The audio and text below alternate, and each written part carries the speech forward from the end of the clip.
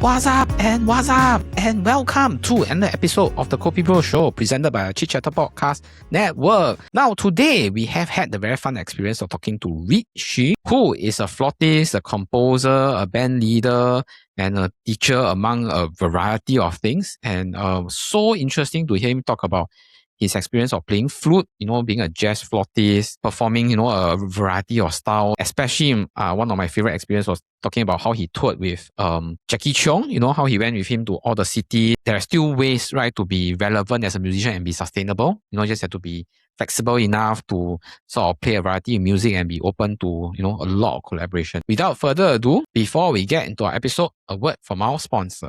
So this week's episode of the Chit Chatter Podcast is brought to you by our friends at EagleWings Cinematics, offering one of the most premium cinema experiences you can find right here in Singapore. Located at KAP Mall, EagleWings isn't your typical cinema chain.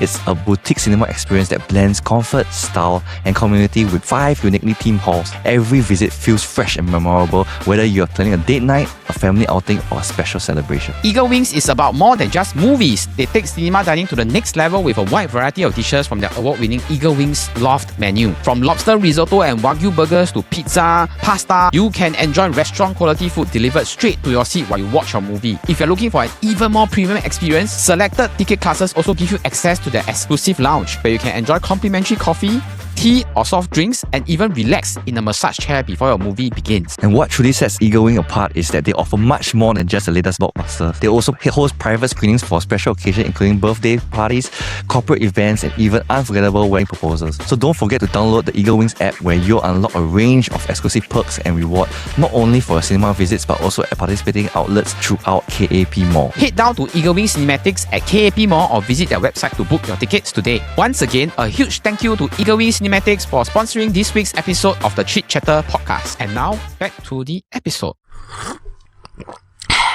Now, our guest today is a Singapore-based award-winning flautist, composer, educator, and recording artist, and is also a band leader known for his lyrical improvisational style and for expanding the flute's role across jazz, classical, pop, and studio work. Now, he has studied at NAFA, the Yong Siew Teo Conservatory, and Queen's College in New York, won major jazz competitions in Thailand and the US, and has received the Singapore Young Artist Award in 2022. Now, to learn more about him, please join me in welcoming Rit Xu. Hello, Rit. Hi, everyone. Hi, Jin Yong. Thanks for having me. My concept of flute is stuck in that kind of wind ensemble, symphonic band, Yes. or maybe a bit of jazz. I know that part. But I never knew, looking at resume, right? Wow, 可以做什么? Gaming, what, do concert with Zhang Xueyou. I'm like, wow, flute can do so many things one. Well, I guess the instrument itself has a very unique character. So it blends in very well in different kind of settings, quite widely used in many different genres actually. I also remember you said that you are, you play a variety of flute, right? It's not just that kind of wind ensemble flute. I think got piccolo, got the Japanese flute, got the Chinese flute. Oh, so yes. Maybe can you introduce what are the different kinds of flute you are good at? Wow. Basically, every culture have their own kinds of, variation of the flute. I've kind of played all of them. But one of the more interesting ones lately is that I've discovered is actually the Turkish flute, which is called the ney. Ney, ney, yeah. And it's really difficult to get the sound out of it. And the embouchure is not your regular flute embouchure. It's totally something else, and it looks like you're smoking a pipe. Yeah, I mean, for people who are not familiar with it, I think it's worth checking it out. The ney, and it has a very unique tone, like in between a flute and I don't know, an oboe or something, or you could like flute and oboe combined. You have really piqued my interest because although I was in a wind ensemble, but I used to think that the flute is the flute, the clarinets are the ones that every time the conductor stop, okay, you all play. 80% of the time is them. It's never like, because I play a tuba. Yeah, I think I have the easiest job one. Yeah. No embouchure problem. 1-5. Correct. Yeah, correct. Basically holding down the bass, right? Correct. No embouchure problem. People tune to me. I don't need to tune to people. Most of the time, I'm not listening to other people also. Yeah, so I really think I got the easy way out in the wind ensemble. No, I think every instrument in the band serves a different role. So for us, it's always the flowery, a lot of notes. We are the equivalent of the violins in the symphony orchestra. Correct. Yeah. You know, Yeah. so no, yeah. So I think every instrument serves a different role. So what have you been busy with? Honestly, it's been quite intense lately, but in a good way. I'm currently preparing for a China tour next month with my Wow. band. Yeah, called the Rit Xu Voltet. So there's a lot happening behind the scenes beyond just practicing music. People often see the performance itself. I think preparing for a tour is almost like running a small pirate ship, you know.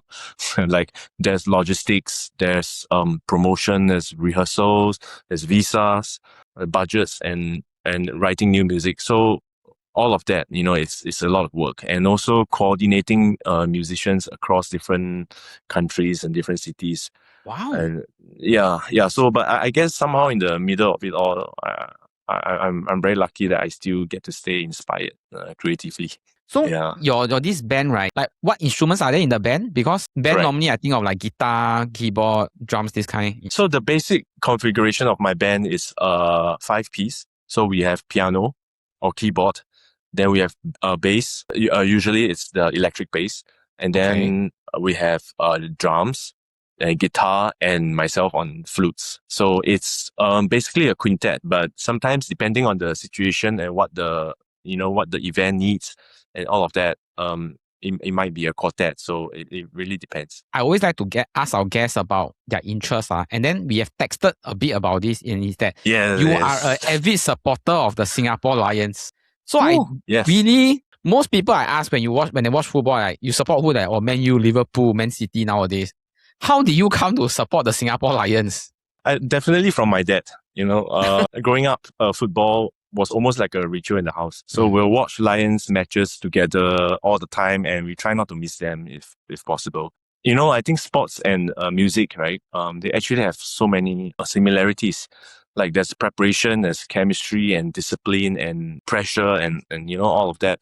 And I think those moments of magic, they can't really be explained sometimes. And yes, there are 2 matches coming up end of the month. So definitely not gonna miss those. Singapore football, right? The time I was very glad to have seen us won the ASEAN Cup in the 2007, 2009 times, when I thought that we were quite a good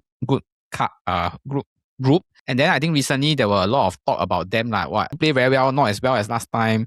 So it was such a refreshing thing to see that this new coach, nobody had expectations, one suddenly lead us all the way to Asian Cup finals with 1 game to spare. That with the last game we didn't even have to play. Yeah.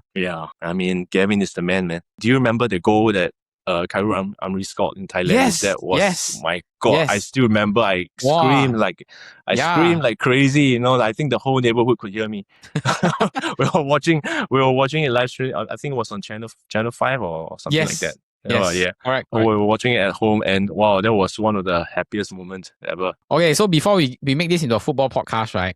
I wanted to start our podcast by learning about the origins of you. So I would like to invite you to share with our viewers how your journey as a musician started. My dad was a pianist, music director, and a huge jazz fan. And my mom was a Cantonese opera singer. So growing up, the house was filled with very different sound worlds all the time. One moment I'll hear Chick Corea. Chick Corea is a great jazz pianist. Yeah. And then I'll hear Chick Corea, and I'll hear Rit Xu, who is a guitarist. The name is where I got the Rit, because of Rit Xu. Okay. So I'll hear like their music, and then suddenly there'll be Cantonese opera vocals blasting from another room. Exactly. That kind, which I love, and I think looking back, I think they really shaped the way I hear music today. And I never grew up thinking music had to exist inside strict borders, if that makes sense. Yeah, so that there was always this sense that music was storytelling and expression first. I have tried watching Cantonese operas, and I really, really 不可以明白 how people can sit through a story that can be told in 5 minutes through like 45 minutes, because they are very stringent about like this has to be sung a particular way. Yes. And then for those that need to like 翻跟斗湾, they're also very strict that this one have to be 7 rounds, 7 rounds, cannot be 8, cannot be 9, this kind. How do you see this like comparison? Because I believe your mom have to practice very, very rigid form of singing. Then your dad is that kind Mhm. of freestyle, then improvisation kind. So it's like exactly right, like you said, it's two different kind of discipline. So I grew up kind of being immersed in that environment, and I just find it really interesting. Like my mom would practice a certain phrase, a certain short phrase. She would do it like the whole day, like just Wow. yeah, she just keep repeating that same phrase until she gets it right. And not just that, it's combined with movements. Yes, So correct. Yeah. yeah, so so she has to rehearse the entrance. When does she belt the phrase? And I remember as a kid, like seeing her practice. That really got stuck with me. Like the dedication, the discipline. passion. Yeah. And the discipline, exactly, to just get something right, to get a certain, just to get a certain, it was a very short phrase. It was like some very high pitch sounding, exactly like something like what you're saying earlier. But I mean, there's some added nuances to it from my mom. And then from my dad was like free spirit, spontaneous, but he also practiced a lot. But I think the intention and the outcome of the practicing is different. He practiced so that he could be free. He practiced so that he could be free and in being in the moment. I think it's very much like what stand-up comedians do, like, they'll work on their lines, they work on the punch, the punchline and all that. But eventually when they are on stage delivering those lines, you can't just stick to the script all the time. You have to read the room and all of that. So it's really similar. Actually, it takes a lot. You must like have a certain level of like familiarity to say that I can go off the script, or like I can, improvise, because it's not just something like I anyhow press the keys, then people like, hey, this one nice. It doesn't work like that, right? No, you are absolutely right. Yeah. I think this is what keeps me on my toes, until today. And this is what gives me the passion, what gives me the fire to still practice and get better. Feelings are never ending, right? As long as we're living on this earth, we're still around. We're all sentiment beings. We're all gonna have feelings. We're gonna have emotions. So for me, one way to channel that emotion, the feelings, is through music. I guess I'm just very happy to have found a medium that works for me. Of all the instruments you can choose, why do you choose the flute? Oh, wow. I became obsessed with the sound very early on. My dad introduced me to the flute players like James Galway, Paul Fright, who is the principal flautist with the Boston Pop Symphony, Hubert Laws, and Dave Valentine. So these are some of the few key flute players that has influenced me. When I was a child, it completely changed my perception of the instrument. I would say especially Hubert Laws. He made the flute sound like limitless, warm, lyrical, virtuosic, and soulful. It didn't feel like a small instrument anymore. Like I got addicted to the sound world of the flute. You went to NAFA, you went to Yonshuto. What made you decide that I want to go to New York to like further my studies and like get a degree there? They say that the standard and the level of playing is always pretty high out there, right? There was always this dream in me that I wanted to just explore and see what is it outside. What's the standard outside of Singapore. So after I graduated from NUS, I started working for a couple of years, actually. Maybe I started working for four or 5 years before I actually went to New York, because I was very lucky to receive the jazz scholarship from the Jazz Association Singapore. I was the first overseas postgraduate scholar. Wow. Postgraduate scholar for overseas studies, basically something like that. Yeah. So I made a brave decision to kind of pause my life in Singapore and head over to New York. So for that 4-5 years, were you doing something related to music? Yeah. I was around, and I was actually those 4 to 5 years were really foundational to me in terms of cultivating my own voice and building a consistent career. Those years were really important. It was that period just before COVID. Yeah, I'll say a few years before COVID, because when I was in New York, that was when COVID actually happened. So my studies were actually interrupted. I came back in March 2020. They had to keep the courses going, right? They have to keep the course going. So we went online. Everything went online, and we managed to, for some reasons, fortunately we were able to graduate online. So I think Yeah. you spoke about the first 4 or 5 years being a very, being very formative years into making your career sustainable lah.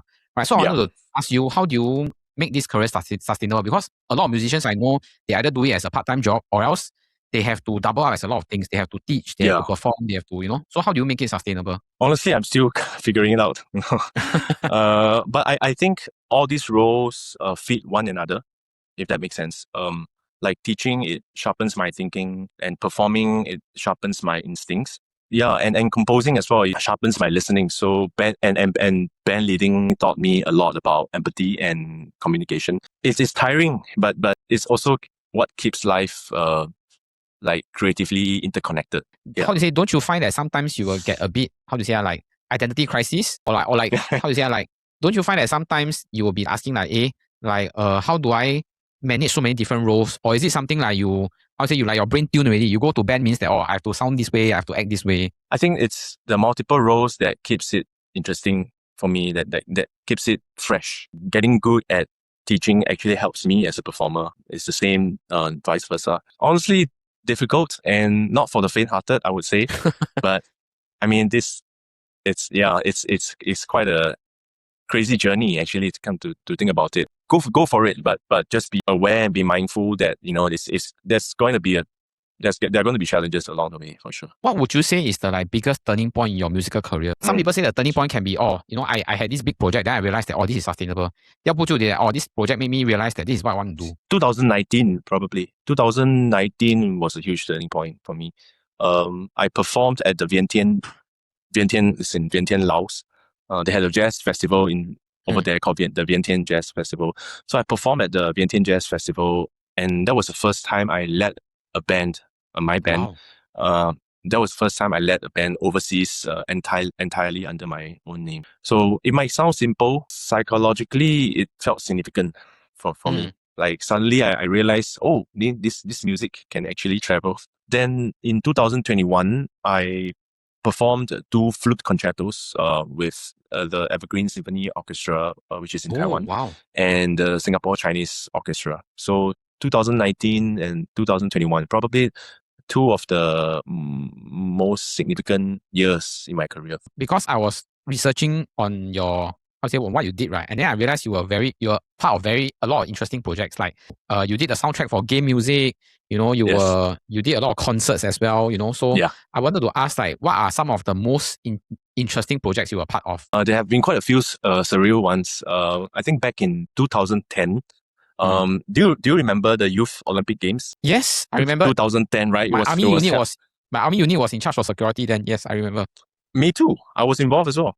I was doing it as part of I was actually doing it as part of NS. So I was involved in the opening ceremony, and then I was both the performer and assistant to the music director, the late Iskandar Ismail. Super memorable one for me. It was a massive production, right? And I learned a lot about large scale creative coordination and that sort of stuff. Then in interesting projects in 2014, so I also play with this band called the Lorong Boys. And so in 2014, we filmed a music video inside Jalan Besar Stadium during halftime of a football match. So that was quite hilarious because we basically invaded a football environment with musicians.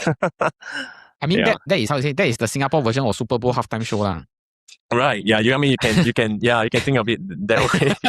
I remember bumping into Faris Ramli, and he was very kind. He was like, "Wow, you guys," he just gave me a thumbs up. It was halftime. They were all gonna head back to the wrestling room and all that. Yeah.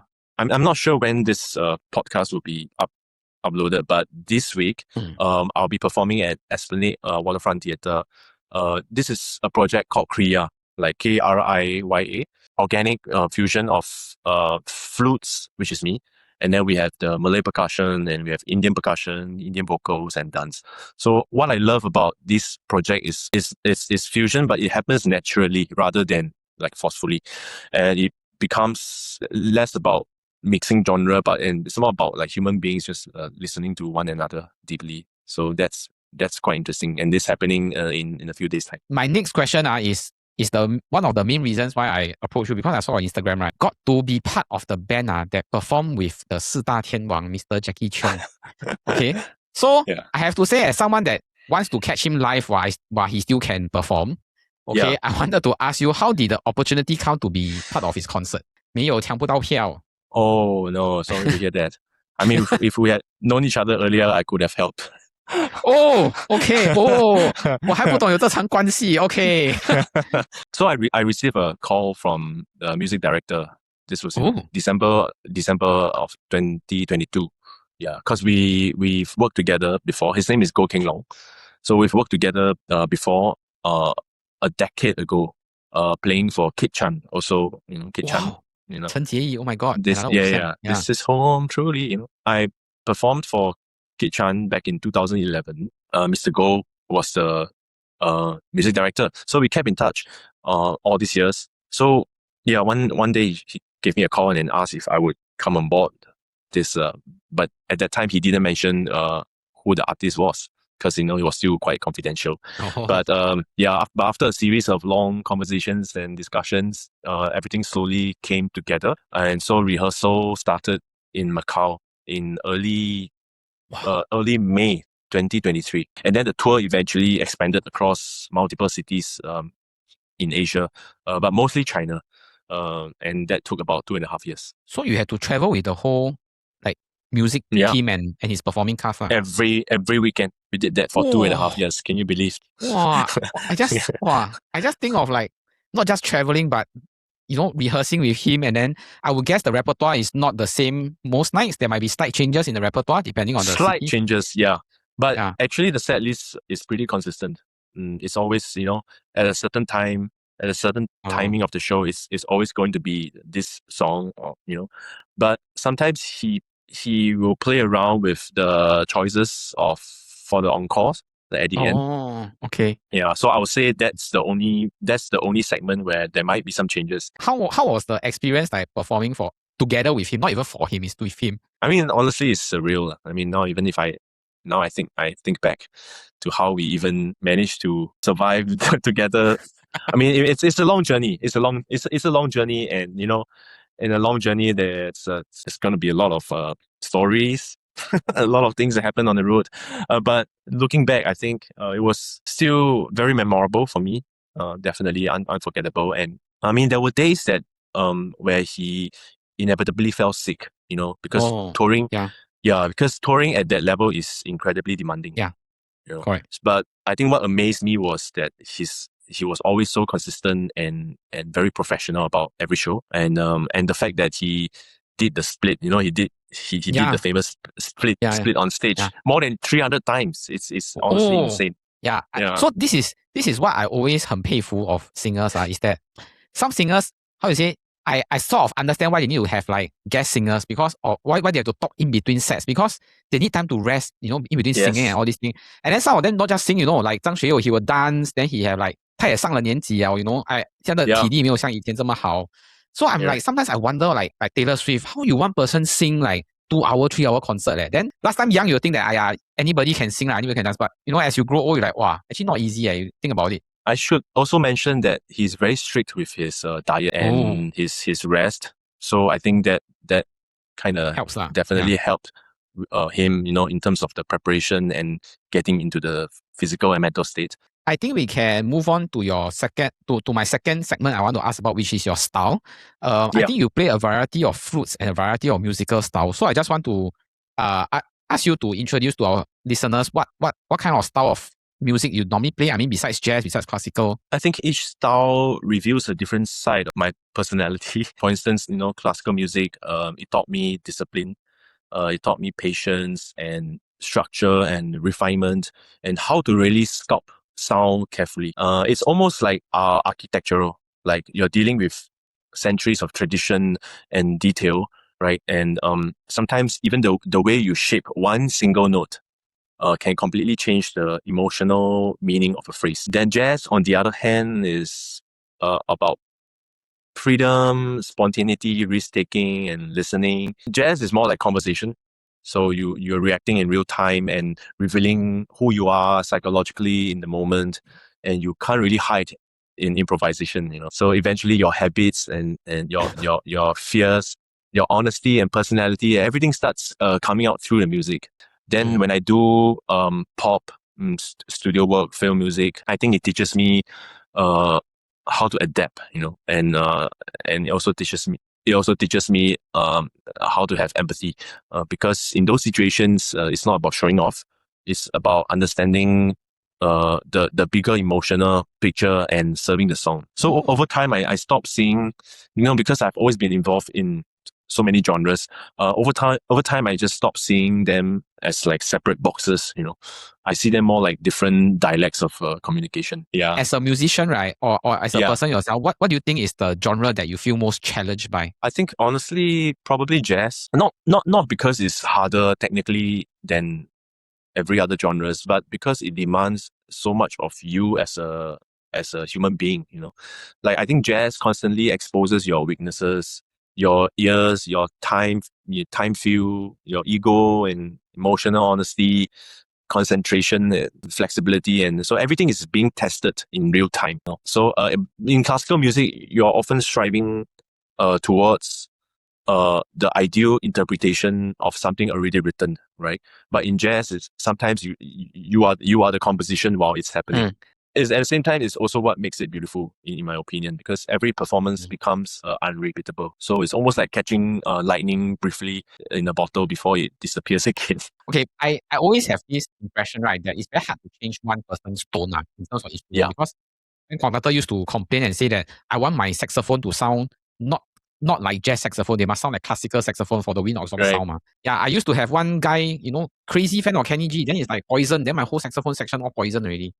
So I wanted to ask you, right? Yeah, based on this story, how do you maintain your like unique sound or tone, when switching between all these different styles and performances? I think sound ultimately comes from identity more than the equipment or the genre. I mean, of course, technically there are adjustments, right? Like embouchure, articulation, airspeed, vibrato, projection, and all that stuff. But I think underneath that, your sound is really the accumulation of your influences, your personality, your listening habits, and emotional experiences. It's a bit like recognizing someone's speaking voice. Like even if they are speaking different languages, you could tell it's actually them. And I think over the years, I stopped obsessing over trying to sound perfect. And I'm trying to aim towards becoming more interested in sounding truthful.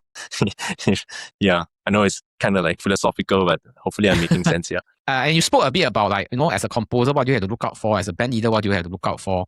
But I wanted to ask, right, what is the role of a band leader? I think the role of a band leader is to assemble a team of pirates who are better than you. Okay. No, but seriously, I think a band leader's role is to recognize the unique quality inside each musician and to create an environment where their quality can shine. Just like putting together a football team.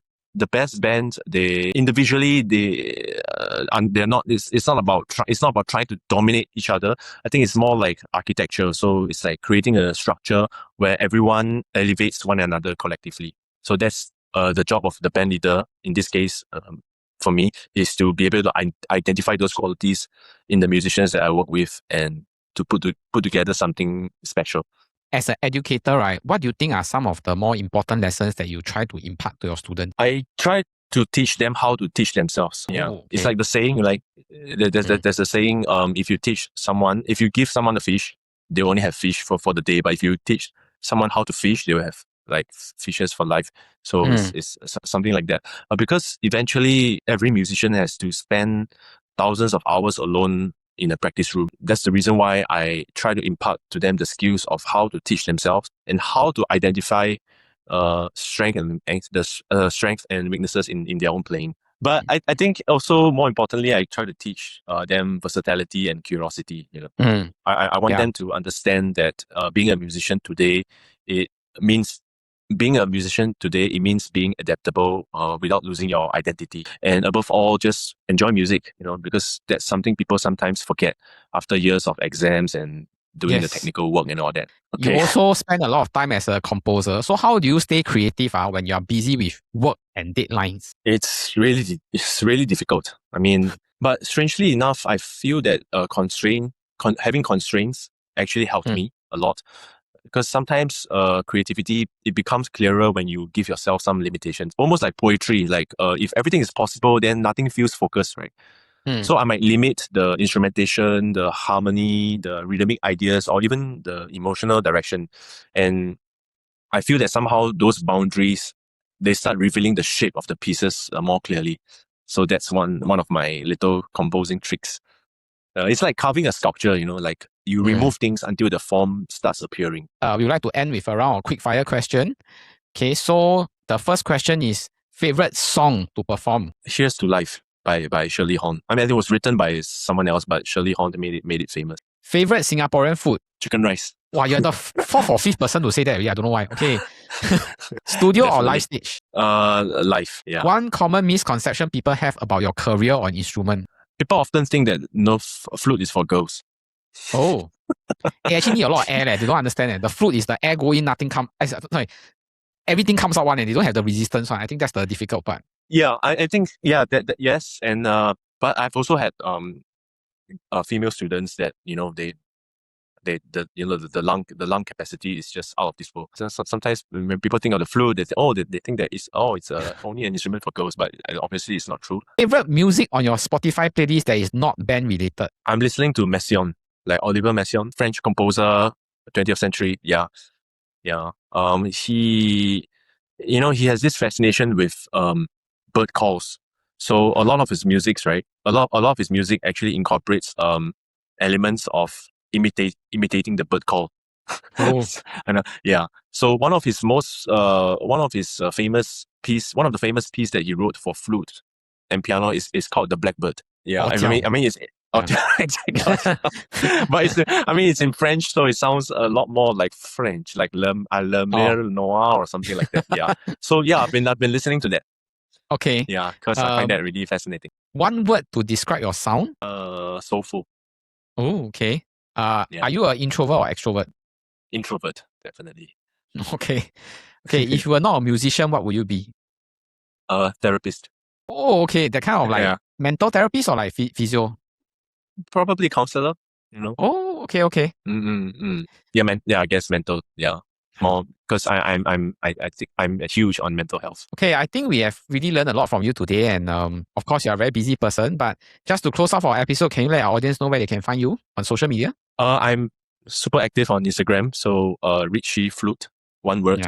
Yeah, you'll be able to find me. That's where I found you. So yeah. Thank you, Rit, for your time, and really all the best to you. Thank you.